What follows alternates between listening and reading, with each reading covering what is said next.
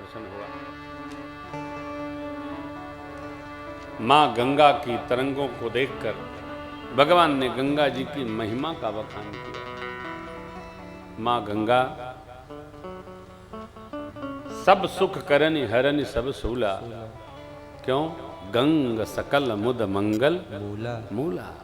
मां गंगा सारे आनंद और कल्याण की जड़ है। केवल आप गंगा जी का स्मरण कर लो। जोजन भर दूर रहकर जो गंगा मैया की जय हो, गंगा मैया की जय हो, गंगा मैया की जय हो, इतना भी स्मरण कर लेता है, उसके सारे पाप नष्ट हो जाते। आपके जीवन में कोई अभाव हो, मां गंगा का पूजन करिए, वंदन करिए, उनसे प्रार्थना करिए, षोडशोपचार पूजन करिए। गंगा मैया वर्ष पर्यंत के भाव में ही सारा लक्ष्य पूर्ण कर देती हैं। बड़ी दयालु है मैया, और उसका कारण है गंगा को देवद्रव माना गया है। मां भगवती परमात्मा के श्री चरण से निःसृत हैं। भगवान शिव के जटाओं में आकर जटा शंकरी हो गई है। एक नहीं, तीनों लोक को तारने वाली मां गंगा सब तरफ जहां जहां गई वहां तीर्थ बन गया। हरिद्वार में, तीर्थराज प्रयाग में और गंगा सागर में जगत जानता है 3 स्थलों पर मां गंगा के जल के कारण दिव्य तीर्थों का बास। स्कंद पुराण में ऐसा लिखा है, गंगा मैया निकल करके गौमुख से, गंगोत्री भाव से, और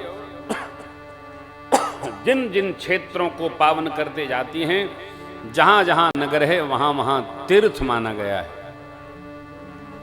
माघ के मास में सब तटों पर ऋषि लोग, संत लोग, साधक लोग, सदगृहस्थ लोग मां गंगा का वंदन करते हैं, दर्शन करते हैं। गंगा जी में स्नान की महिमा नहीं है, गंगा तब दर्शनान मुक्ति, मां के दर्शन मात्र से जीव को मुक्ति प्राप्त हो जाती है। जिसका सौभाग्य है उसको दर्शन करना चाहिए, नहीं दर्शन होता है तो स्मरण करना चाहिए।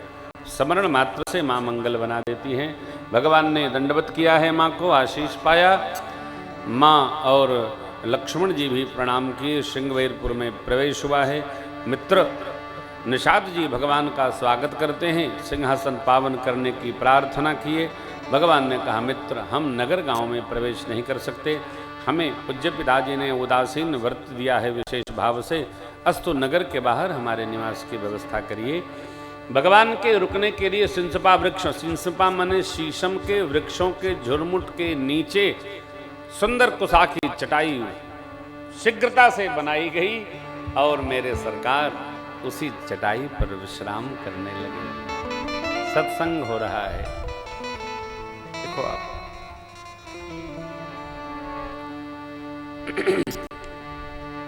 सत माने सत्य, संग माने साथ, विहार।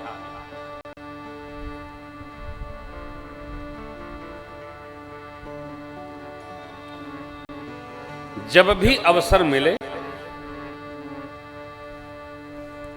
तो या तो सत्य की चर्चा करें अथवा भगवान की चर्चा करें। इसी का नाम है सत्संग।